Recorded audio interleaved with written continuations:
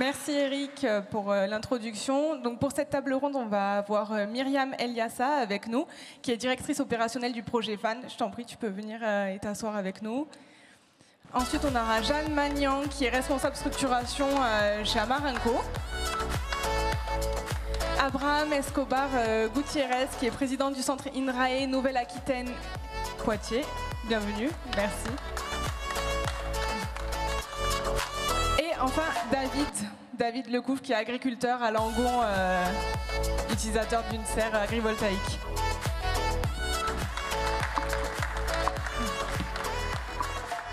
Alors, en fait, je pense que j'ai zappé trop vite.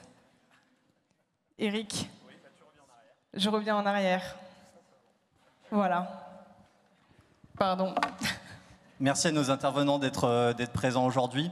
Grâce à eux, on va vous faire une table ronde sur l'agrivoltaïsme. Donc très rapidement, en quelques mots, qu'est-ce que l'agrivoltaïsme, pour ceux qui ne le sauraient pas? C'est la production d'énergie photovoltaïque sur les champs, donc directement sur les cultures. Je laisserai après nos intervenants vous le détailler correctement. Pourquoi est-ce qu'on a voulu vous faire cette conférence-là?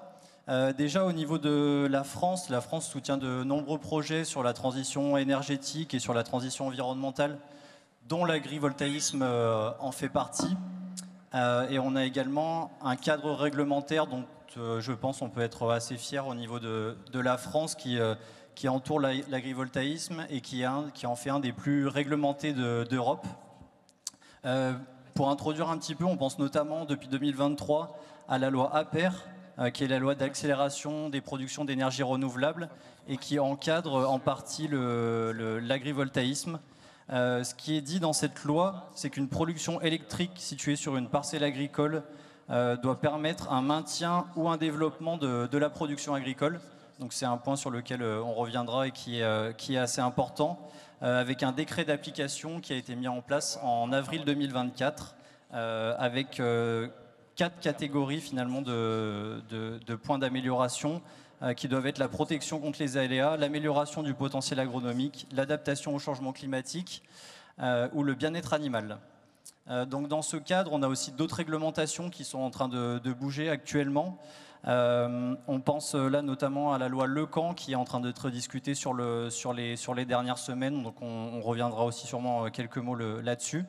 Et donc sur cette table ronde, ce qu'on va vous proposer, c'est d'aborder 3 grandes thématiques qui vont être l'évaluation des performances énergétiques et agronomiques des installations, des ordres de grandeur mis en jeu aussi bien concernant la souveraineté énergétique qu'alimentaire, et finalement une illustration de cas concrets et l'identification des autres enjeux qui se trouvent autour de l'agrivoltaïsme. Pour commencer et donner la parole, je vais donner tout d'abord la parole à Jeanne. Donc pour rappel, comme on l'a dit, Jeanne est responsable de structuration chez Amarenco. Et je te propose, Jeanne, pour commencer, de nous présenter rapidement Amarenco et puis de nous décrire aussi ce qu'est pour toi l'agrivoltaïsme. Oui, merci beaucoup. Bonjour à tous. Donc Amarenco est un producteur indépendant d'énergie photovoltaïque. Donc nous, on existe depuis une quinzaine d'années sous plusieurs formes. Donc producteur indépendant d'énergie photovoltaïque, en gros, ce que ça veut dire, c'est qu'on développe des projets photovoltaïques et après on les exploite. Voilà, pendant des dizaines d'années. Donc ça se fait sur différents types d'infrastructures. On a les bâtiments agricoles photovoltaïques. Nous, c'est une grande activité. En tout cas, on vient de ce type d'infrastructure. On a un maillage national assez dense. On a développé plus de 2000 bâtiments. On fait aussi des projets de centrales au sol sur des sols dégradés, donc des anciennes carrières, des friches industrielles par exemple, pour revaloriser le foncier. On fait aussi des dispositifs de stockage, parce qu'il n'y a pas d'introduction de mix énergétique sans flexibilité du réseau, ça passe notamment par les dispositifs de stockage. Donc je pense qu'aujourd'hui le grand sujet tourne autour des batteries, comme on le sait beaucoup.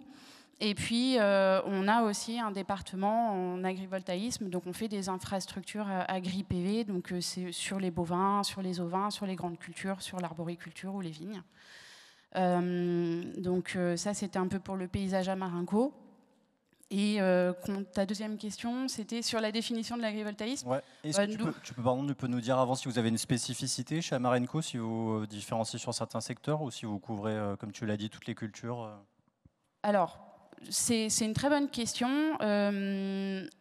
Aujourd'hui, c'est difficile de se spécialiser parce qu'on doit créer de la donnée scientifique avant de pouvoir dire où c'est bien de faire de l'agri-PV et où c'est moins bien de faire de l'agri-PV. Donc il y a d'abord cette phase de production de données, analyse et après de spécialisation.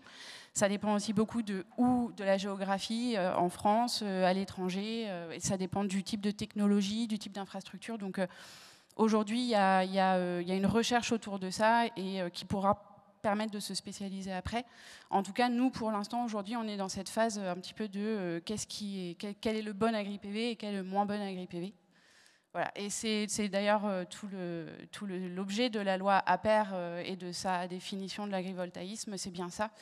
C'est de garantir, en fait, il y a un projet agricole qui est central et qui est primordial, et au-dessus, de manière secondaire, on produit de l'énergie. Voilà, ça c'est important de l'avoir bien en tête, et c'est ça la définition de l'agri-PV aujourd'hui. Est-ce que tu peux nous en dire peut-être un peu plus sur les services que doit rendre l'agri-PV, parce que je les ai passés rapidement tout à l'heure. Est-ce que toi, peut-être, tu peux nous les décrire un petit peu plus en détail? Il y a les 4 grands services que tu as évoqués, effectivement. Donc, c'est l'adaptation au changement climatique. Donc ça, c'est un vrai enjeu aujourd'hui. Ça peut éventuellement prendre plusieurs formes en fonction de l'exploitation en dessous. Et des géographies en France. Il y a des géographies aujourd'hui qui ne subissent pas le changement climatique. Donc ça doit rentrer en considération aussi quand on fait des projets. Il y a la protection contre les aléas climatiques. On le voit, il y a certaines cultures qui sont particulièrement touchées. Nous, il n'y a pas très longtemps, avec ma collègue qui est dans la salle là-bas, justement, on a rencontré des viticulteurs dans le sud de la France. Ils sont très touchés à la fois par le réchauffement et aussi par les aléas, donc par des gros épisodes de grêle ou des grosses pluies. Ils nous disaient que là, sur les 5 années qui viennent de passer, ils ont perdu 80% de leur production. C'est quand même assez dramatique. Et puis, alors après, il y a le bien-être animal. Donc là, c'est sur tout ce qui est élevage, volaille, bovin, ovin et caprins, équins, on peut tous les citer. Et puis, il y a l'amélioration agronomique des sols, où là, c'est le sujet aujourd'hui où on doit pouvoir démontrer qu'il y a une amélioration agronomique. Donc ça rentre dans le suivi agricole qu'on fait après construction, et on va suivre les cultures pendant un certain nombre d'années en fonction de la culture, de la technologie, et pour démontrer qu'il y a effectivement une amélioration agronomique. Et pour continuer dans cette partie introduction, est-ce que tu peux peut-être nous décrire aussi les modèles économiques qui existent autour de l'agrivoltaïsme, peut-être pour que la salle comprenne bien aussi les enjeux qu'il y a autour de cette technologie? Alors, il y a plusieurs modèles économiques. Ça dépend des acteurs. Ça dépend aussi de est-ce que c'est du tiers investisseur ou est-ce que c'est des personnes qui investissent elles-mêmes. Ça dépend de si l'électricité est injectée dans le réseau ou bien si elle est autoconsommée. Le cas échéant, on a de l'autoconsommation individuelle, de l'autoconsommation collective. Donc là, c'est sur des boucles dans un certain périmètre géographique. Voilà, ça dépend vraiment des acteurs. Après, ce qu'on peut dire de l'agrivoltaïsme, en tout cas, c'est qu'il y a un loyer qui est versé aux exploitants et aux propriétaires quand ces deux personnes séparées pendant toute la durée d'exploitation de la centrale sur la parcelle agricole. En lien avec ça, peut-être du coup de David. Donc, je rappelle, David est agriculteur et possède du coup une installation agrivoltaïque. Est-ce que tu peux nous dire, toi, rapidement, sous quel modèle économique tu fonctionnes? On reviendra après, bien sûr, sur l'exploitation de David pour qu'il nous l'explique bien en détail.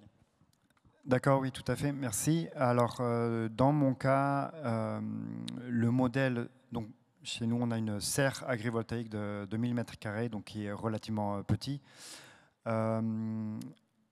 Je n'ai pas accès à l'énergie, mais je n'ai pas de loyer non plus. C'est-à-dire que la serre a été installée, tout frais payé par l'installateur, qui dans ce cas était Amarenco. Je n'ai pas sorti d'argent, je n'ai pas eu à m'endetter. Par contre, Amarenco ne me paye pas de loyer et je n'ai pas le droit d'utiliser l'énergie. Donc Amarenco se rembourse l'investissement par la vente de l'énergie.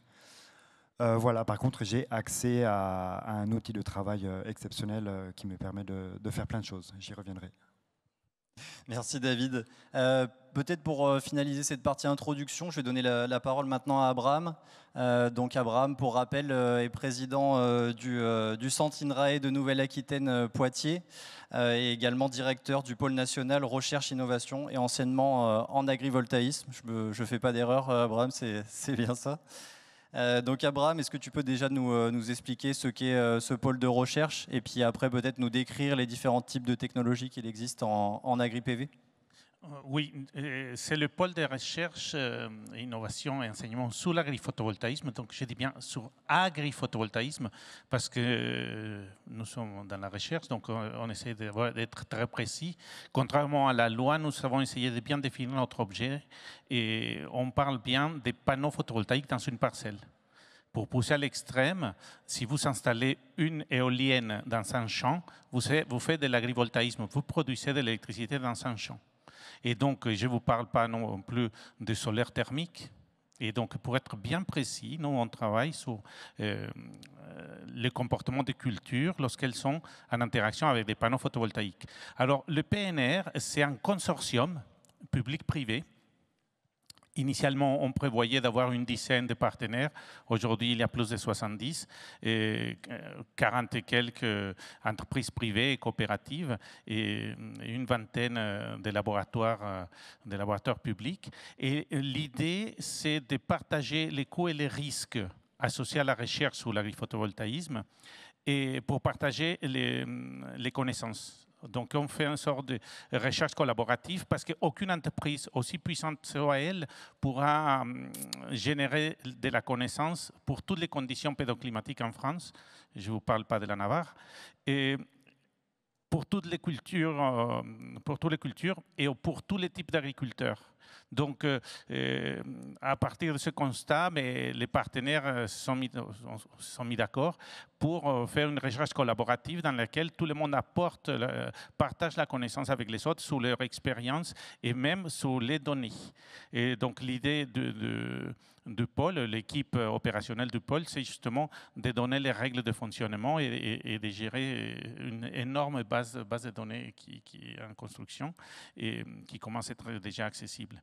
Donc le pôle, c'est un consortium et nous avons fait une école thématique avec beaucoup de succès, une centaine de participants au mois de novembre, justement pour former les ingénieurs de tous nos partenaires du privé.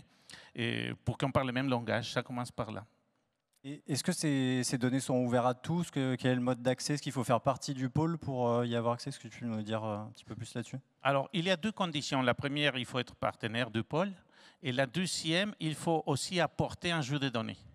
Donc l'idée, c'est qu'il n'y a pas de repas gratuits, on ne veut pas des gens qui ne payent pas le ticket lorsqu'ils montent à bord. Et si quelqu'un veut accéder aux données du collectif, il faut qu'il s'apporte aussi un jeu de données, parce que la base de données s'est construite collectivement. Donc, on a des protocoles assez fins, assez détaillés, pour dire, voilà, vous voulez apporter des données, il faut qu'il réponde à cette charte. Et si vous apportez des données, vous pouvez consulter les données des partenaires qui ont apporté des données. Donc, c'est une des parties qui était assez difficile pour faire comprendre initialement, mais maintenant les gens ont compris. Et je peux vous dire que tous les mois, on a des nouveaux candidats à intégrer le pôle parce que c'est une première mondiale. Même les Allemands, ils se sont dit, qu'est-ce qui est en train de se passer là? Les Français s'organisent, mais oui. Et récemment, les Américains, un laboratoire CNRS avec l'Université de l'Arizona et des partenaires privés aux États-Unis, commencent à s'organiser aussi justement pour faire la recherche collaborative parce que la réalité est là, les investissements sont là, le besoin d'investir est là et il nous faut de la connaissance déjà au niveau technique pour les équipes. Les équipes des partenaires, parfois, c'est très bons ingénieurs, mais sans expérience, donc il faut qu'on apprenne en marchant. Et de l'autre côté, pour l'appui aux politiques publiques, nous, on est sollicité régulièrement. Et c'est vrai qu'à INRAE et anciennement à l'INRA, mais on a toute une expérience. Et on a un collègue à Montpellier qui était pionnier sur le sujet. Et aujourd'hui, on est une trentaine de personnes à INRAE sur le domaine. Merci Abraham. Je pense qu'avec tous ces différents sujets, là, on a posé un petit peu le décor. On va maintenant passer à la partie de l'évolution de la définition. Emma, je te laisse la parole pour la suite. Oui, merci Pierre-Louis. Alors nous, AgriSud-Ouest Innovation est partenaire d'un projet agrivoltaïque, donc AgriPower, en partenariat avec Amarenco, notamment sur la France et l'Espagne. On a mené différentes études, dont une sur l'acceptabilité sociale. On a un groupe de travail donc, pour nos adhérents avec lesquels on mobilise et on réfléchit ensemble sur toutes les questions autour de l'agrivoltaïsme. Et on a même participé aux ateliers de l'ADEME aussi pour leur deuxième version de rapport qui sortira à la fin de 2025. Là, j'ai envie de me tourner vers Abraham, du coup. Pourquoi selon vous, il est important de faire évoluer ce qui se passe en ce moment? Il y a pas mal de mouvements. Est-ce que c'est important pour vous? Qu'est-ce que ça apporte que la loi change en ce moment? Mais déjà, je dois dire, moi, je suis fonctionnaire de l'État français dans la recherche publique. Donc, statutairement, je n'ai pas le droit de prendre position politique et encore moins de commenter la loi.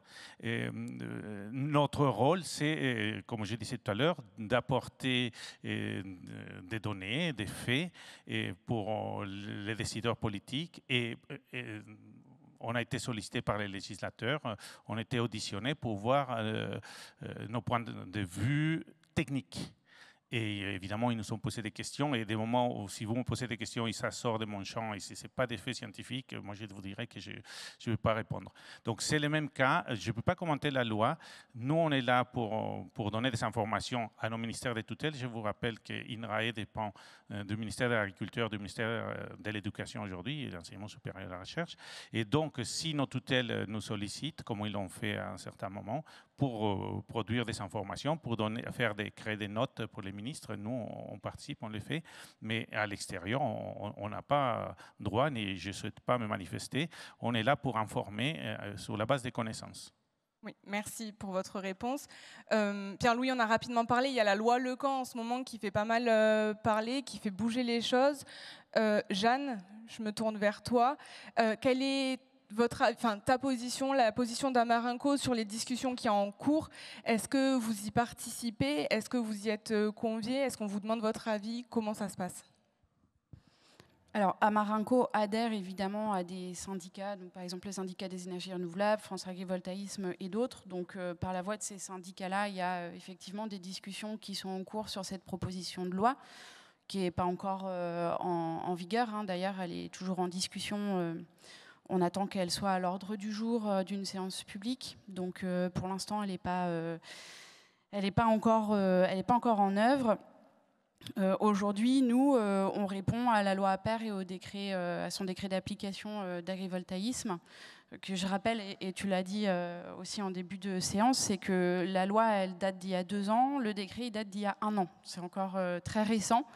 Et pour mettre en perspective le développement d'un projet agrivoltaïque, c'est, alors je parle sous le contrôle de ma collègue responsable de développement qui est dans la salle, mais c'est en moyenne 5 ou 6 ans. Donc en fait, pour l'instant, on n'a même pas mis en œuvre sur tout un projet jusqu'à sa finalité. On n'a même pas encore mis en œuvre ce cadre réglementaire-là.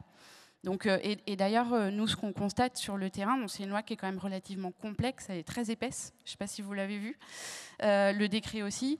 Nous, ce qu'on constate, c'est que déjà, ça prend du temps forcément à intégrer tout ce que ça implique pour nous et pour les parties prenantes sur le territoire. Nous, on travaille en concertation. On voit qu'il y a des communes qui étaient en charge, au moment de la publication de la loi, d'identifier des zones d'accélération. Il y a des communes qui n'ont pas encore rendu leur copie sur ces sujets-là. Et on les comprend, c'est vraiment pas simple. Ça demande en fait beaucoup d'éléments, beaucoup de concertation. Tout le monde doit pouvoir aussi s'exprimer, évoquer ces problématiques. Donc, pour l'instant, on en est là, en fait, sur la partie réglementation. On est sur la loi APER, sur le décret AgriPV et la mise en application réelle de ces sujets-là. Ce qu'il faut, c'est que la filière soit en mesure de répondre à multitude de besoins qui existent sur le territoire. Nous, il n'y a pas si longtemps que ça, on a répondu, on aime bien citer cet exemple parce qu'il est parlant, on a répondu à un appel d'offres, un appel à manifestation d'intérêt d'un syndicat des eaux dans le Grand Ouest, pas très loin de Bordeaux, qui avait une problématique de pollution de ces aires de captage. En surface, c'était des activités agricoles. Donc en fait, par capillarité, il y avait une pollution par les intrants, les produits phytosanitaires. Ils ont lancé un appel à manifestation d'intérêt à des développeurs comme nous pour déployer des projets agri-PV qui permettaient de financer la transition agricole des exploitants sur les aires de captage pour limiter la pollution. Et ça, c'est un exemple parmi beaucoup. Donc il faut qu'on soit en mesure de répondre à ces besoins-là parce qu'ils existent et qu'il y a des vrais enjeux. Donc c'est ça le principal aujourd'hui. Et peut-être juste, du coup, la loi Lecamp, on n'est pas trop rentré dans le détail, mais peut-être juste citer pour l'auditoire ce à quoi elle correspond, à peu près ce qui est discuté dans les grandes mailles. Est-ce que tu saurais nous dire, Jeanne ?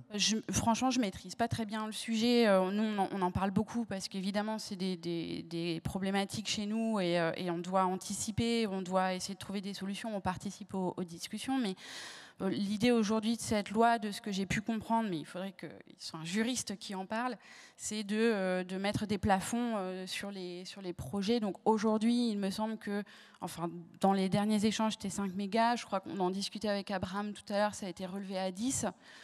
Bon, est-ce que c'est adapté pour tout le monde, pour toutes les productions, pour toutes les géographies? Voilà, l'idée, c'est de faire des projets qui répondent à des besoins. Et les besoins ne sont pas les mêmes partout. Et sur le terrain, ça pourrait faire changer quelque chose ou pas forcément ? Oui, évidemment que ça fera changer les choses. Alors aujourd'hui, on n'y est pas. Après, la filière est habituée à ce type de rebondissement, donc on s'adaptera. Voilà, on anticipe. Ça créera évidemment des opportunités. On parlait notamment des projets de collectifs aussi un petit peu plus tôt ce matin. Voilà, ça peut ouvrir des portes, mais il faut bien garder en tête que chaque projet est différent et il faut qu'on puisse avoir voilà, la souplesse de répondre aux besoins et de faire des projets qui rendent service. Du coup, je me tourne vers David, agriculteur à Langon. Est-ce que vous pouvez nous expliquer les différentes étapes de votre passage à une serre agrivoltaïque ? Est-ce que ça a été long ou pas, pénible ou pas ? Oui, alors donc Langon, c'est à une petite heure d'ici, hein, pour ceux qui ne sont pas de la région. Donc moi, ça fait 4 ans que je suis agriculteur, je suis arboriculteur sur 3 hectares. Et donc on cultive en plein champ des arbres exotiques mais rustiques qui ne craignent pas le gel. Et sous serre, des arbres exotiques mais un peu moins rustiques, donc ils craignent un peu plus le gel. Dès que je me suis installé en 2021, l'idée d'une serre agrivoltaïque est née. Donc, on a d'abord réfléchi à comment on allait la concevoir. Notamment, ce qui est un peu nouveau, ce qui ne se faisait pas encore à l'époque, c'est qu'on utilise des panneaux solaires qu'on appelle semi-transparents. C'est des panneaux ajourés, en fait, qui laissent un peu passer la lumière entre les cellules et qui utilisent un verre diffusant. Donc on n'a pas une lumière directe du soleil, mais on a une lumière diffusante qui se rapproche un peu à la lumière que laisserait passer une canopée d'arbres située au-dessus d'autres arbres. Donc à peu près 6 mois pour concevoir la serre, ensuite 6 mois pour préparer un permis de construire. Permis de construire qui a été accueilli et il n'y a eu aucune itération, aucune question, ni par les autorités, ni par le voisinage d'ailleurs, qui a toujours vu plutôt d'un œil curieux et il se fait des choses nouvelles autour de chez nous, donc très très bien accueilli par le voisinage. Ensuite, c'était une serre qui était censée être construite en 6 semaines. Par contre, à cause des aléas climatiques, ils ont commencé la construction juste avant l'hiver. Il y a la pluie qui est arrivée et au lieu des 6 semaines, elle a duré 10 mois. Donc ça a duré beaucoup plus longtemps que prévu. Là, c'est un peu la mauvaise nouvelle par rapport à ça, sachant que les arbres qui sont plantés dessous, donc c'est des arbres pas très connus, donc on les avait commandés 1 an en avance, donc ils attendaient en pot dans la cave pendant tout ce temps-là, donc c'était pas des conditions idéales pour la reprise. Mais tout s'est bien passé, ça fait maintenant 1 an en fait que la serre est finalisée. Donc sous la serre, on travaille comme en plein champ, on travaille en agroforesterie, donc c'est-à-dire qu'il y a des arbres productifs et des arbres non productifs. On travaille sans travail du sol et sans phytosanitaire, donc aussi proche que possible des cycles naturels de la nature. Et on y fait pousser des avocatiers, des bananiers, du fruit de la passion et plusieurs agrumes. Et donc, quand on parle de ça, tout de suite, les questions, c'est « ah, mais il n'y aura jamais assez de lumière ». En fait, ce qui se passe en France, c'est qu'on fait souvent l'amalgame, on fait quasiment tout le temps l'amalgame entre lumière et chaleur. Mais tous ces arbres qui sont tropicaux, le facteur principal qu'ils ont, c'est qu'ils ont 25 à 35 degrés toute l'année. Sous notre serre, qui est une serre non chauffée, hein, c'est une serre froide, on a 25 à 35 degrés. Là, ça fait 1 mois et demi qu'on a 30 degrés, de mi-février à mi-décembre. Ce qui permet à ces arbres-là de pouvoir fructifier et augmenter leur teneur en sucre, donc pour avoir des vrais fruits sucrés comme s'ils étaient dehors. Beaucoup d'arbres, en fait, on le sait moins, on le sait pas trop, beaucoup d'arbres et beaucoup de végétation, ils poussent très très bien en conditions de lumière, entre guillemets, tamisée. Et d'ailleurs, surtout en été, le soleil d'aplomb est nocif, il est trop fort, il brûle. Et donc, quand on a à l'aplomb en été une lumière tamisée, on a moins de traces de brûlure dans la serre où il fera quand même 40-45 qu'en plein champ où il fera peut-être que 35. Donc en plus de l'effet d'avoir 25 à 35 degrés 9 mois sur 12, on est protégé de trop de soleil en été, ce qui est super bénéfique. Donc voilà, je ne sais pas si ça répond un peu à ta question, Emma. Oui, parfait. Du coup, moins de soleil puissant en été, mais un hiver qui reste quand même assez chaud à l'intérieur de la serre et qui permet de faire pousser des arbres, enfin des fruits qui sont exotiques. Oui, alors, comme la serre n'est pas chauffée, la nuit, il fait quand même quasiment la même température que dehors. Donc on n'a que 2 ou 3 degrés de différence avec l'extérieur. Donc c'est quand même des variétés qui sont sélectionnées parce qu'elles sont relativement rustiques. Donc elles tiennent à -5, -6. On a eu -6,5 dans la serre cet hiver. Par contre, ces journées-là, on peut avoir -5 dans la serre et 25 en journée. Donc la terre va quand même se réchauffer, ce qui va permettre à la terre de rester hors gel, et donc aux racines de ne pas geler, et donc aux plantes de passer l'hiver. Donc on a vraiment tous ces avantages dans cette serre. Oui. Du coup, Jeanne, donc c'est Amarenco qui a installé les panneaux photovoltaïques sur la serre de David. Comment se passe un projet agrivoltaïque? C'est quoi les étapes qui arrivent chez Amarenco, point par point, pour un projet d'agrivoltaïsme? Alors le projet de David était un peu particulier parce que c'était un peu un démonstrateur aussi pour nous, c'était très nouveau, donc peut-être pas forcément très représentatif, mais d'un autre côté, les projets agrivoltaïques, c'est quand même voilà, des risques, des contraintes, donc ça dépend de l'activité agricole, ça dépend de la technologie de panneaux, ça dépend de la surface et de la puissance qui est développée.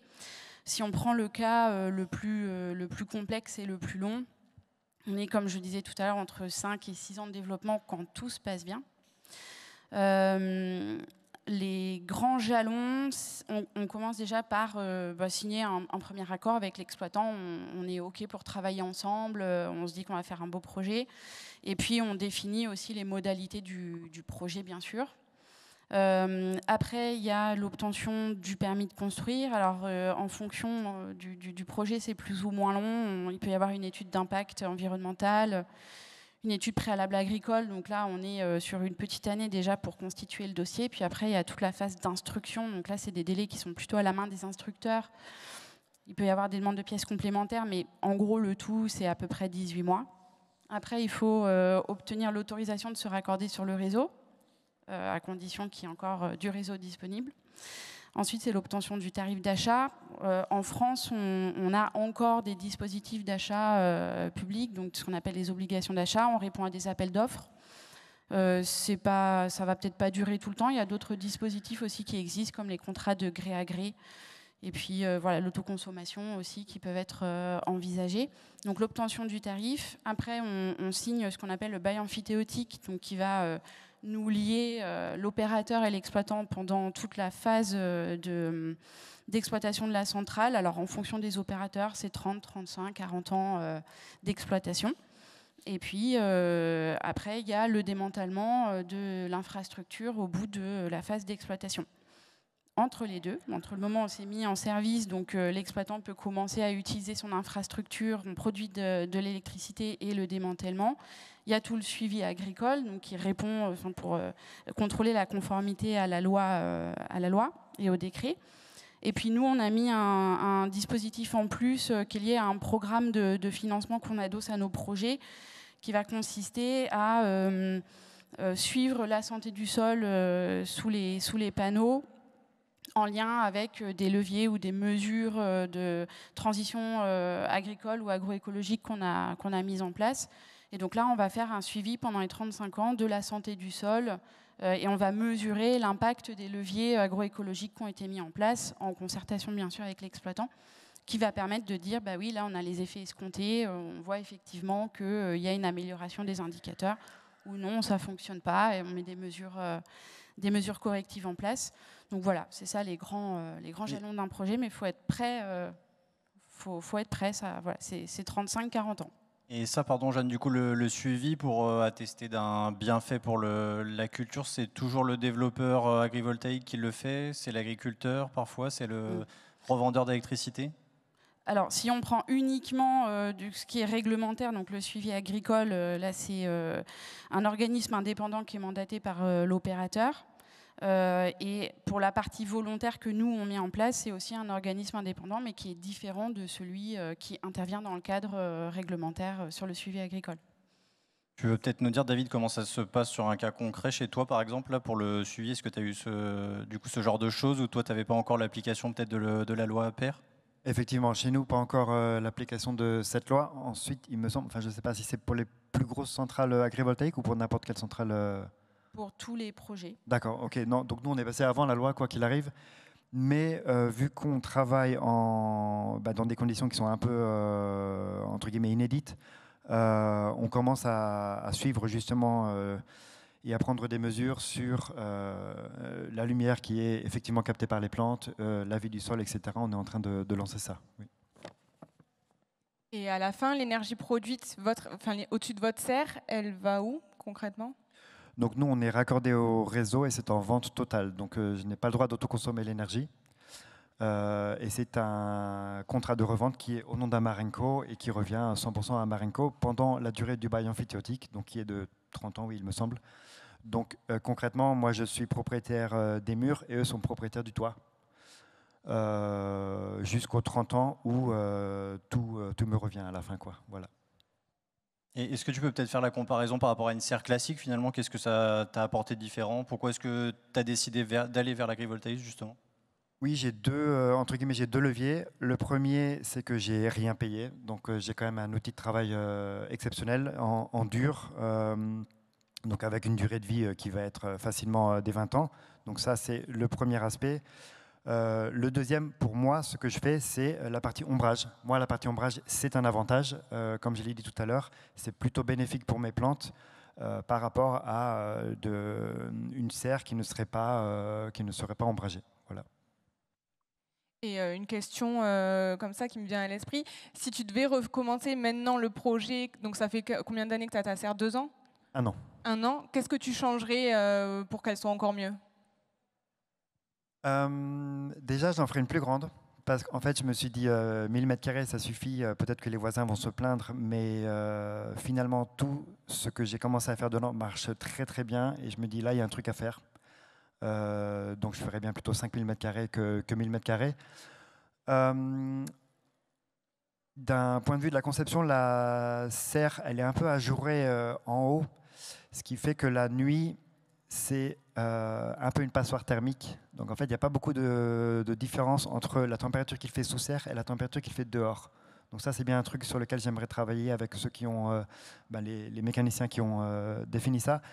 Mais n'empêche que, vu que, comme je le disais tout à l'heure, on a le soleil en journée qui va chauffer la terre, s'il fait -5 sous serre, c'est beaucoup moins nocif que -5 dehors avec du givre, avec du vent, avec la terre mouillée, etc. Donc on a quand même beaucoup d'avantages à être dans un espace confiné, quoi. Et il y a un suivi par des professionnels réguliers pour vérifier l'état des panneaux ou l'état de la serre en général, ou pas du tout? Alors, les panneaux, il n'y a pas encore eu de suivi, mais en fait, l'onduleur qui connecte la centrale au réseau est connecté.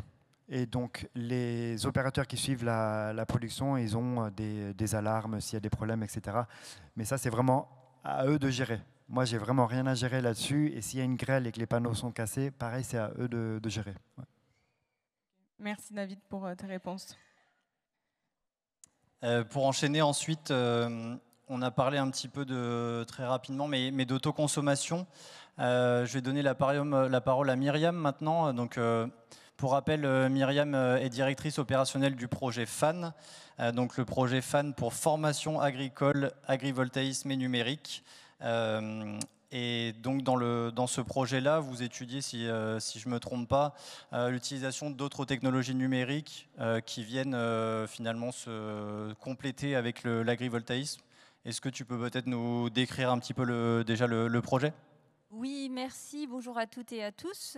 En fait, FAN, dans l'esprit, c'est un partenariat entre 19 acteurs venant de différents horizons.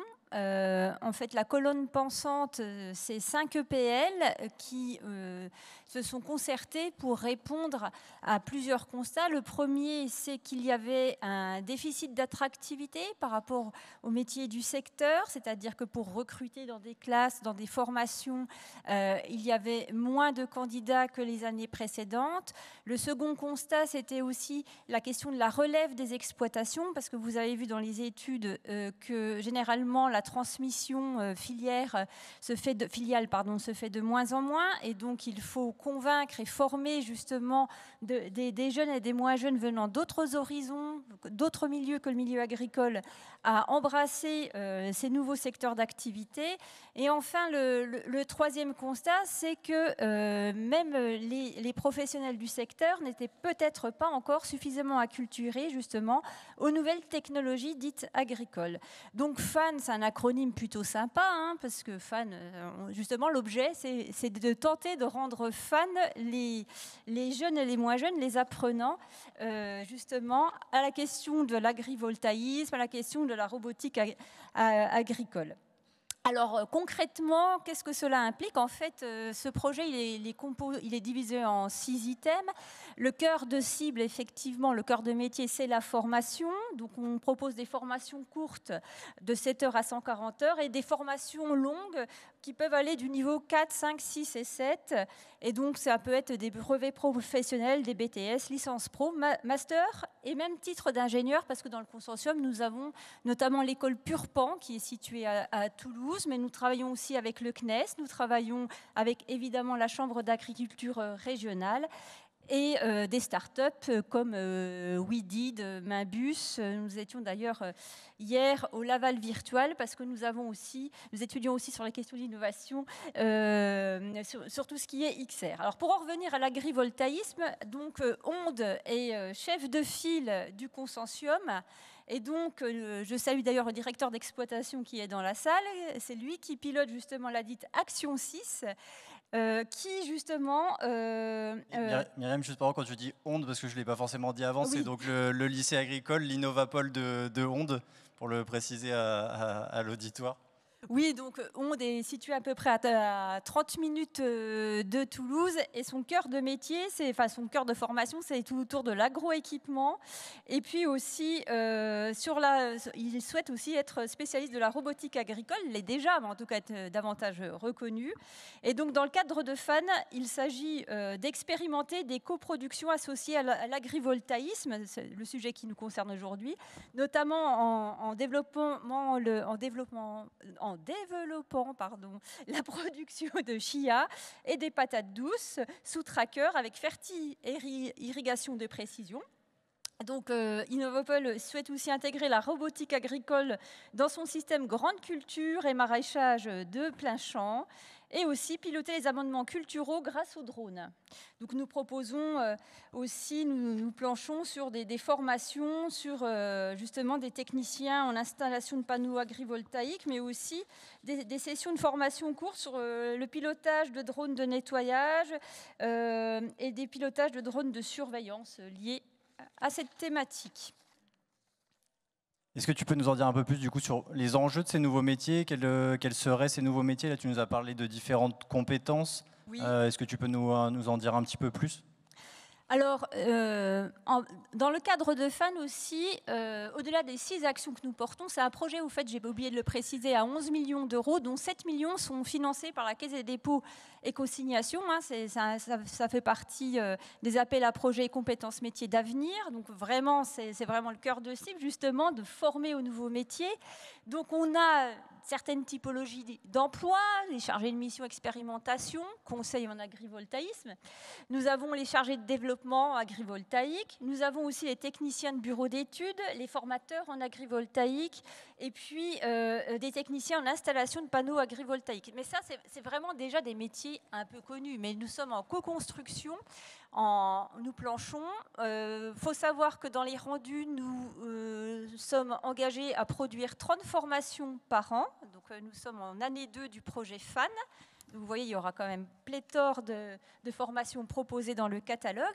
Et surtout, parce que nous sommes aussi dans la prospective et l'innovation, nous allons lancer en juin prochain, dans le cadre du COSTRA, le 18 juin, un observatoire, en partenariat notamment avec la chaire agrotique, justement pour nous accompagner et accélérer justement notre réflexion à la mise en œuvre de formations dédiées notamment à l'agrivoltaïsme.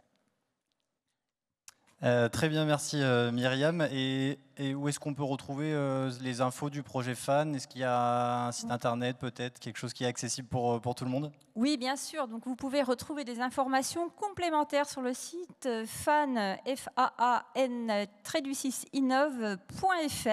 Alors, petite précision, il est en cours de refonte. Hein, donc, toutes les données seront disponibles sous 3 semaines. Et puis, nous nous engageons aussi à être force de proposition et nous nous réjouissons, l'équipe de FAN, d'être invités aujourd'hui et nous pensons que nous pourrons nouer des partenariats pérennes avec Agri-Sud-Ouest Innovation. Merci Myriam. Donc sur la partie un petit peu, on avait basculé sur la partie un petit peu le futur de l'agrivoltaïsme. Je vais redonner la parole à Abraham pour reparler un petit peu plus de technologie. Abraham, est-ce que tu veux peut-être d'abord faire un commentaire sur les services rendus par l'agrivoltaïsme? Je te voyais un petit peu hocher la tête tout à l'heure. Ou est-ce que tu veux tout de suite aborder les sujets de recherche actuels sur l'agrivoltaïsme? Bon, je pense que la loi est très claire et pour qu'un système soit considéré agri-photovoltaïque, il faut que les panneaux apportent des bénéfices à la culture. Je pense que ça peut se justifier. Ça se justifie dans certains cas. Et comme je le dis régulièrement, les systèmes agri-photovoltaïques, ce n'est pas pour tout le monde, ce n'est pas pour toutes les conditions pédoclimatiques, ce n'est pas pour toutes les cultures. Donc, à partir de là, et on a des excellents exemples, là, celui des serres pour des plantes exotiques, c'est extraordinaire. Hein. Donc, évidemment, si on veut faire du maïs ou du blé avec des panneaux, ça va être un petit peu plus difficile. Je ne dis pas impossible, mais surtout respecter l'obligation de la loi. Et là, je ne la commente pas, je juste répète ce qui est dit, c'est que dans toute installation agri-photovoltaïque, il faut que la parcelle produise 90% du rendement qu'on avait l'habitude d'obtenir. L'avenir, une des idées du pôle, de ce consortium dont je vais vous parler, c'est justement d'inventer les systèmes agri-photovoltaïques du futur. Je me souviens, il y a 5 ans, lorsque j'ai commencé à parler à la région et dans des réunions d'agri-photovoltaïsme, on me regardait un petit peu d'un mauvais œil. Et dès que j'ai gratté un peu, c'était encore pire. Et donc, on voit que ça évolue. Et l'objectif de ce consortium, c'est justement d'inventer les systèmes agri-photovoltaïques du futur. On sait que les technologies des panneaux évoluent. Là, par exemple, pour ceux qui n'ont pas l'habitude, les panneaux dont David nous parle, c'est des panneaux où la densité des cellules est moindre que dans un panneau classique. Et donc, on laisse passer de la lumière et donc la compétition entre les panneaux, l'interception des lumières par les panneaux est moindre et donc les plantes sont dans un environnement plus favorable. Je vous rappelle juste que l'idée, lorsque les plantes sont sur des panneaux, il faut qu'il y ait un confort lumineux, c'est-à-dire qu'il y ait suffisamment de lumière pour faire la photosynthèse, mais pas trop pour qu'il y ait des dégâts au système photosynthétique, et qu'il y ait un confort thermique, donc comme on réduit le rayonnement, on réduit aussi la température, mais on peut favoriser les températures pour certaines cultures, donc un confort thermique, et ça amène aussi un confort hydrique, puisque c'est très technique. On modifie le bilan d'énergie de la parcelle, mais on modifie l'évapotranspiration d'eau du sol. Donc, on modifie la réserve d'eau du sol et on peut favoriser un confort thermique pour les plantes. Donc, je pense que c'est 3 éléments qu'il faut garder en tête. Et l'idée, c'est qu'avec toutes ces évolutions technologiques, mais dans 20 ans, lorsqu'on parlera d'agri-photovoltaïsme, on n'imaginera pas, on va pas voir comme aujourd'hui l'image qu'on peut se faire des panneaux noirs sur une parcelle. Ça peut être des panneaux flexibles, des panneaux semi-transparents, des panneaux où il y a la lumière, l'électricité qui est produite sous un spectre lumineux qui n'est pas celui des plantes, celui nécessaire pour les plantes, et donc il n'y aura pas forcément cette compétition entre les panneaux et les plantes, c'est plutôt une complémentarité. Donc il y a toute une évolution qui est déjà en route. Là, et il y a des laboratoires qui travaillent sur cette technologie. Et là, par exemple, on pourrait avoir des panneaux flexibles, des panneaux qui s'enrouleraient, textile, donc avec moins d'acier dans les parcelles pour tenir les panneaux, peut-être des supports de structures, des soutiens, des supports en bois, en bambou, je ne sais rien. Et donc, il y a toute une évolution. Ça peut être sur des câbles et donc les panneaux qui se déplacent au cours de la journée par des systèmes automatiques. Donc, c'est tout ça qui viendra. Donc, je ne peux pas vous dire où est-ce qu'on va exactement, mais je vais essayer de vous donner des idées des possibilités. Et en même temps, même si c'est une toute petite surface, là, on pourra revenir sur le sujet, certainement, on va trouver que soit les espèces, soit les variétés qu'on cultive aujourd'hui ne sont pas celles les mieux adaptées et on aura un petit processus de sélection et d'amélioration génétique classique, hein, on ne va pas parler des nouvelles technologies, pour avoir des végétaux qui répondent mieux à nos besoins sur des conditions de cohabitation avec des panneaux. Merci Abraham pour toutes ces informations. Jeanne, sur l'aspect nouvelles technologies, un mot ou on passe à la suite? On peut passer à la suite. Maintenant qu'on a fait un tour d'horizon un petit peu des différentes thématiques, je voulais vous poser un petit peu à chacun des questions qu'on peut se poser sur l'agrivoltaïsme. D'abord pour toi, David, tu en as parlé un petit peu, mais on entend souvent de l'acceptabilité pour les agriculteurs. Est-ce que tu peux nous dire, toi, tu nous en as un petit peu parlé, mais ce que pensent tes voisins, les riverains, ta famille, etc., sur l'installation de l'agrivoltaïsme? Quels sont un peu les retours que tu as eus? Oui, effectivement, il se passe un peu de choses dans la région où je suis. Moi, dans mon voisinage direct, donc c'est plutôt bien accueilli. Parce qu'ils voient aussi comment je travaille et que je travaille donc sans travail du sol, sans phyto, etc. Donc on peut faire des produits sains et bio tout en utilisant l'agrivoltaïsme. Et on peut effectivement partager la lumière donc entre l'électricité et des cultures qui peuvent être exotiques. Donc autour de chez moi, c'est très très bien accueilli. J'ai beaucoup de monde qui passe, qui vient voir, qui vient comprendre, poser des questions. Les projets qui autour de chez moi ont un peu plus de problèmes, c'est des beaucoup plus gros projets qui sont en plein champ, c'est-à-dire sur 5, 10, 20 hectares, avec des installations plus classiques. Mais en fait, on se rend compte que souvent, c'est à cause de la désinformation ou du manque d'information que des opposants vont juste crier « bientôt, on n'aura plus à manger », alors qu'ils ne connaissent pas vraiment les tenants et les aboutissants des projets. Alors que justement, en voyant un projet comme ça, on peut vraiment leur montrer si on peut avoir sur une même superficie de la nourriture et de l'énergie qui sont produites. Donc là, pour moi, il y a plus du travail d'information, de partage entre pairs aussi, parce que souvent, en fait, ça va être des développeurs ou des énergéticiens qui vont venir voir les agriculteurs. Tout de suite, il y a une espèce de bouclier « touche pas à ma terre ». Alors que si ce partage il vient d'un autre agriculteur, l'information n'est pas du tout acceptée ou prise de la même façon. Donc je pense que voilà un peu sur l'acceptabilité ce que je peux en dire. Ouais. Et simplement sur ces projets qui sont de plus grande envergure, quels sont les arguments que tu as pu entendre? C'était plutôt l'aspect du paysage, de gâcher un petit peu le paysage, ou plutôt l'aspect perte des terres agricoles?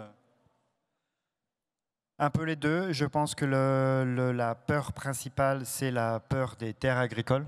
Voilà. Alors que quand on regarde la vraie coactivité ou les surfaces qui seraient nécessaires pour produire déjà une grosse quantité d'énergie, on ne parle pas de grandes surfaces, mais c'est surtout cet aspect de concurrence ou de compétition entre produire de la nourriture et produire de l'énergie qui vient chatouiller un peu les opposants, quoi.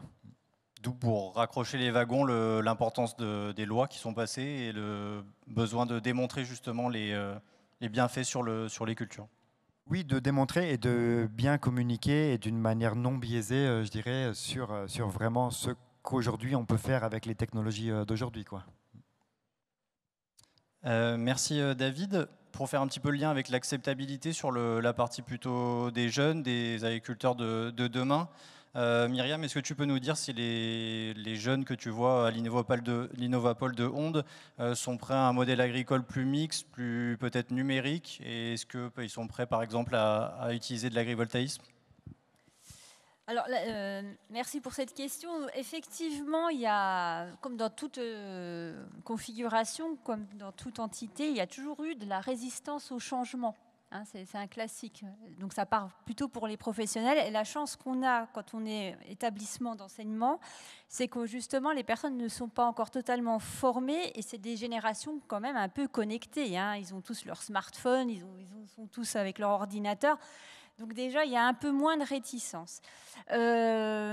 Simplement, il y a aussi une tendance chez les jeunes aussi, c'est un retour à l'authenticité, à la terre, au circuit court, enfin voilà. Et donc nous, notre travail au sein d'Innovapol, puis grâce aussi au consortium de fans, c'est justement de les sensibiliser aux opportunités pour dire que leur métier aura même davantage de sens, parce qu'ils pourront plus se concentrer sur la stratégie, sur le côté minutieux, plutôt que de, par exemple, passer énormément de temps dans les champs, etc., notamment grâce à la robotique agricole. Alors nous, pour évangéliser et sensibiliser, dans le cadre de nos actions à FAN, nous allons déployer dans toute l'Occitanie une flotte d'utilitaires équipés en tech, etc., pour justement former les jeunes et les moins jeunes, les professionnels, aux questions de nouvelles technologies agricoles. Donc je n'ai pas de pourcentage. Voilà, on n'a encore pas fait les études, puisque en fait ce sera l'objet de l'observatoire. On n'a pas fait de sondage au sein de l'établissement, mais au-delà des jeunes, je tiens quand même à faire, alors je vais peut-être être un peu polémique, mais en tout cas, il faut aussi sensibiliser le personnel des établissements d'enseignement et notamment les professeurs. Parce qu'il y en a qui sont un peu rétifs, justement, à ces nouvelles technologies. Et donc, c'est aussi, au sein d'Innovapol, nous, par exemple, je regarde Aurélien, directeur d'exploitation, on va prévoir une journée de sensibilisation auprès du personnel, justement en juin, justement, parce que les professeurs sont aussi les ambassadeurs et les modèles qui permettront aussi d'avancer sur cette question d'acceptation. Merci Myriam. Pour la date, la date là, de cet événement, c'est en juin. Tu veux nous donner un tout petit peu plus d'infos ou... Alors cet événement sera réservé aux équipes d'Innovapol. De mémoire, c'est la première semaine, enfin c'est la dernière semaine de juin, juste avant la sortie scolaire, enfin la sortie pour les vacances, exactement. Par contre, le 18 juin, ça c'est la date à retenir, c'est le lancement de l'observatoire.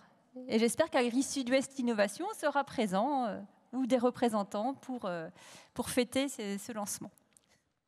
Bien sûr, et on relaiera aussi l'info à tous nos adhérents. Maintenant, question à toi, Jeanne, une question un petit peu différente. Cette fois, en termes de souveraineté énergétique, on se pose la question parfois sur les panneaux qui sont produits. Qui sont, comme on l'entend parfois, essentiellement produits en Chine. Est-ce que cela peut avoir un impact sur le bilan des installations, sur l'utilisation de métaux aussi dans ces panneaux ? Qu'est-ce que tu peux nous dire à ce sujet-là ? Je préférais la question de David. Non, mais je suis pas une experte en la matière, donc je vais faire une réponse courte.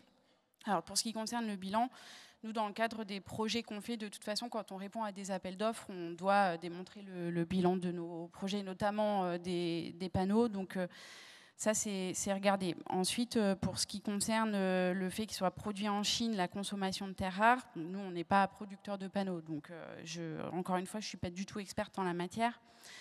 Par contre, je pense que c'est important d'avoir peut-être une image un peu plus large de la situation. C'est qu'aujourd'hui, en France, on veut pousser le mix énergétique. On a des objectifs qui sont super ambitieux. La filière est plutôt soutenue.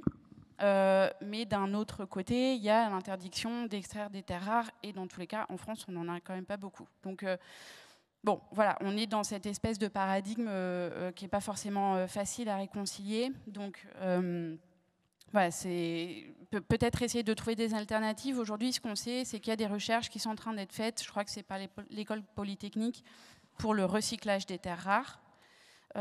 Et puis après, pourquoi pas à discuter avec Abraham des alternatives aux terres rares dans les panneaux. Voilà, je ne peux pas aller plus loin dans la réponse à cette question. Ok, merci. Après, on entendait terres rares, c'est plutôt métaux, hein, il me semble. On est plus sur du silicium. Là, je l'entendais par ici, il me semble, dans les panneaux, en grande partie du silicium, je crois. Ensuite, pour retourner justement vers toi, Abraham, sur les panneaux photovoltaïques, s'il y en a sur une grande partie de notre territoire, est-ce qu'il n'y a pas un risque, est-ce qu'il existe des risques, en tout cas pour les terres, de mettre en place des panneaux agrivoltaïques sur les parcelles?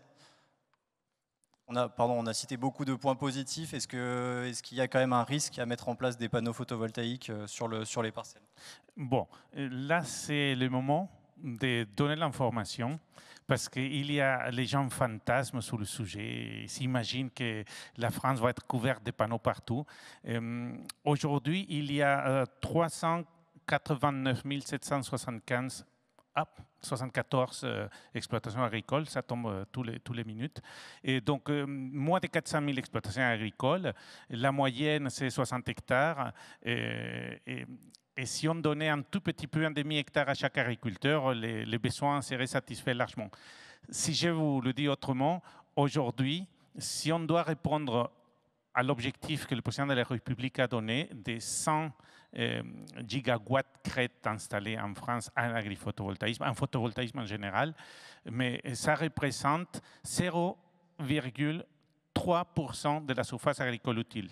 Si on corrige par les 40% de la loi APER, on parle d'à peine 1% de la surface agricole utile et encore. Donc si vous imaginez ça, c'est rien. C'est rien du tout. C'est-à-dire que si vous considérez qu'un agriculteur a en moyenne 60 hectares, mais ça ne serait même pas 1 hectare par agriculteur. Donc, c'est rien. Et il y a un phénomène intéressant, justement, qui va dans le sens de ce que les collectifs pouvaient imaginer, c'est qu'il y a des évolutions technologiques et de la société aussi qui font que l'objectif des surfaces en agri-photovoltaïsme peut-être n'aura pas besoin d'être les 100 gigawatts, puisqu'on a de façon inattendue un énorme développement d'agri-photovoltaïque, de photovoltaïque en toit et même sur les murs. Donc ça, personne ne s'attendait et n'importe quel citoyen comme vous et moi décide comme ça, sur un coup de tête, de prendre des panneaux photovoltaïques et les installe chez soi. Et ça vient justement, ça compte dans l'objectif qu'on s'était donné. Je vais vous donner quelque chose d'anecdotique. Vous allez chez une enseigne de matériel pour bricolage et moi j'étais tenté par un achat impulsif d'acheter un panneau photovoltaïque parce que déjà j'ai vu qu'il n'était pas très cher et qu'il fallait juste mettre 2 chevilles dans un mur et connecter ça à une prise électrique. Plus rien d'autre. Et ça produisait l'électricité. Et il y a beaucoup de gens qui sont en train d'acheter ça. J'ai vu même à Paris, du côté de l'école vétérinaire, des immeubles où ils sont en train de mettre des panneaux photovoltaïques en façade. Donc si vous voyez cette image qu'on pourrait se faire, que nos champs vont être couverts des panneaux photovoltaïques, je pense qu'il faut qu'on commence à se faire l'idée que ça ne va pas être du tout comme ça, parce qu'on ne pourra pas mettre des panneaux partout, et parce que les gens sont suffisamment suffisamment intelligents pour faire les bons choix. Ça, je suis convaincu. Merci pour les ordres de grandeur. Et juste en ordre de grandeur, du coup, 1 gigawatt crête, on est sur quelle surface à peu près? Sous la loi APER, il faut à peu près 2,5 hectares, si on considère qu'il y a 40%, et l'investissement, c'est grosso modo 1 million d'euros. Okay. Mais... 1 méga, pas 1 giga. Oui, pardon, j'ai dit 1 méga, merci. Oui, 1 méga. C'est que produit, grosso modo, ici, surtout à Nouvelle-Aquitaine, 1300 mégawattheures. Merci Abraham pour les précisions. Pour rapidement conclure, donc l'agrivoltaïsme c'est quand même une filière qui est émergente, mais avec une réglementation qui est récente, mais qui continue de bouger et d'être en mouvement. J'ai envie de vous laisser rapidement un dernier tour de table avec le mot pour la fin pour conclure de votre côté cette table ronde, et après on laissera les questions s'il y en a. Très très rapide, un petit mot parce que je vois qu'Eric nous fait des signes sur le côté. Jeanne, je te laisse commencer. Je n'ai rien préparé, je n'ai pas préparé de conclusion. Non, mais il faut venir nous parler et voir pour faire des projets adaptés. C'est notre travail de toute façon, donc on n'est pas là pour, comme tu le disais, ou Abraham, tartiner les paysages. Hein, c'est pour rendre service. Ce sont des équipements agricoles au même titre qu'un tracteur ou qu'un bâtiment. Ce sont des équipements qui rendent service, David le disait. Donc c'est comme ça qu'il faut les percevoir, et c'est des équipements qui rentrent dans un modèle économique d'exploitation. Merci Jeanne. David, un petit mot pour la fin? Oui, moi je pense, on en a parlé un petit peu de tous ces départs à la retraite et des jeunes qui ne reprennent pas les exploitations. D'une part, c'est vrai parce qu'il y a moins de jeunes qui veulent le reprendre, mais c'est aussi parce qu'il y en a moins qui peuvent. En fait, qu'ils n'ont pas la trésor pour avoir accès aux terres ou pour s'acheter des infrastructures ou investir dans les infrastructures. Moi, il me semble, et du coup, que l'agrivoltaïsme, plus qu'une compétition, c'est peut-être plutôt un levier pour aider justement à ce qu'on perde beaucoup d'exploitations agricoles. Pourquoi? Parce comme le disait Abraham, en fait, sur une exploitation, en exploitant peut-être 1% ou 5% de cette exploitation, ça peut permettre à un jeune ou à un moins jeune d'ailleurs d'avoir accès à de la terre, d'avoir accès à de la trésor, et peut-être d'avoir accès, comme c'est dans mon cas, à des outils de travail qui sont juste exceptionnels et qui rendent les services dont on a parlé tout à l'heure, qui peuvent être sur les aléas climatiques, sur le changement climatique ou sur la transition agroécologique. Donc je pense qu'il faut arrêter de dire oui, mais c'est peut-être aussi un levier pour la transition agricole et agroécologique en fait. Merci David. Abraham, un mot pour la fin? 2. Le premier, c'est, on parlait de 380 000 exploitations agricoles. Et lorsqu'on se pose les questions sur le cycle de vie des panneaux et qu'est-ce qui devient les terres rares, est-ce que quelqu'un s'est posé la question où sont fabriqués les composants électroniques d'un tracteur? Il doit y avoir 1 demi-million de tracteurs en France. On se pose la question? Non. Donc pour les panneaux, pourquoi on se pose la question? Mais c'est parce qu'il y a une sorte de fantasme. Donc il faut relativiser. Les panneaux, on sait les recycler aujourd'hui. On sait qu'on les installe et qu'ils vont être là pour au moins 20 ans, ce n'est pas 40, la technologie va évoluer. Il y a des changements qu'on fait sur des panneaux, des remplacements, mais on arrive à bien les recycler. Donc ça, c'est la première chose. La deuxième chose, le deuxième mot, c'est qu'aujourd'hui, plus de 40% des agriculteurs vivent sous le seuil de pauvreté. Et que peut-être il y a une opportunité pour qu'au moins ils aient un revenu digne en cohérence avec la loi Egalim. Et qu'ils pourraient avoir un revenu de base qui est constant et qui leur permet vraiment de faire le métier qu'ils aiment et le faire en sachant qu'il y a un avenir et que les soirs où ils vont coucher leurs enfants, ils ne seront pas froids parce qu'ils pourront chauffer la maison et que le lendemain, il y aura de quoi manger dans le frigo. Merci Abraham, merci à tous les intervenants. On s'arrête peut-être là, mais c'est bon pour toi Myriam ou... Oui. Très rapide, un tout petit mot alors. très rapidement, donc je disais juste par rapport à Onde, donc c'est une exploitation parce qu'on expérimente aussi un projet autour de l'agrivoltaïsme, c'est sur 15 hectares et nous allons organiser un événement, hein, je fais beaucoup d'annonces, donc à la rentrée en septembre, et vous serez toutes et tous les bienvenus. Et pour renforcer ce que vient de dire Abraham, et c'est vrai qu'aussi la mission de FAN aussi, c'est de lutter contre les inégalités. Et justement, il n'y a rien de tel que l'éducation et la formation pour pouvoir permettre à chacune et à chacun de pouvoir s'émanciper par le travail, car il n'y a que ça de vrai. Merci. Merci à tous les intervenants. Merci, on peut les applaudir très fort.